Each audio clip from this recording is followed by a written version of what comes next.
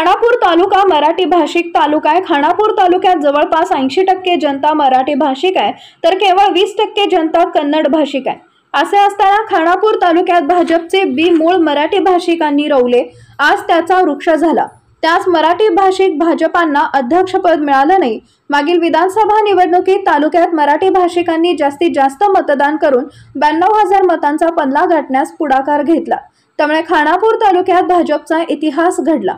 तालुक्यातील महाराष्ट्र एकीकरण समितीच्या मराठी भाषिक अनेक नेत्यांनी कार्यकर्त्यांनी भाजपाला बळकटी दिली। अखेर खानापूर तालुक्यात भाजप मराठी भाषिकांना तालुका भाजप अध्यक्षपद द्यावले याची खंत तालुक्यातील भाजपच्या नेत्यांसह कार्यकर्त्यांतून न कळत दिसून आली। खानापूर तालुक्याचे भाजपचे आमदार कार्यालय उद्घाटन करून खासदार शहरात खानापूर शहरात आतापर्यंत सरकारी इमारतीत कार्यालय झालंच नाही। शहरापासून दूर असलेल्या कुप्पटगिरी क्रॉसवरील शांतिनिकेतन पब्लिक स्कूल खाजगी इमारतीत करण्यात आले। आज 1.5 वर्ष तालुक्यातील नागरिकांना शहरापासून दूर असलेल्या शांतिनिकेतन पब्लिक स्कूलकडे वेळ पैसा खर्च करून आमदारांच्या भेटीसाठी ये-जा करावी लागते। खानापूर तालुका मराठी भाषिक तालुका असून आमदारांना निवडून आणण्यासाठी मराठी भाषिकांनी प्रयत्न केले, मात्र मराठी भाषिकांसाठी मराठी भाषा जाणणारा पीए ठेवण्यास आमदारांचे साफ दुर्लक्ष झाले। त्यामुळे मराठी भाषिकांची गोची होतीये याचा विसर पडलेला दिसतो। नुकताच खानापूर तालुका भाजप तालुका अध्यक्षपदाची निवड झाली।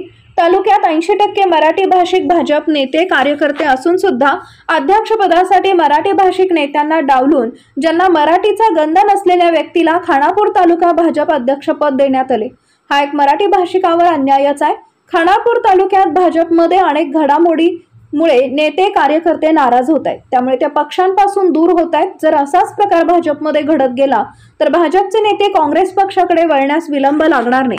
भाजपमध्ये दुफळी पडली तर काँग्रेसला याचा नक्कीच फायदा होणार आहे आणि भविष्यात पुन्हा एकदा खानापुरात काँग्रेसचाच आमदार होणार यात शंका नाही।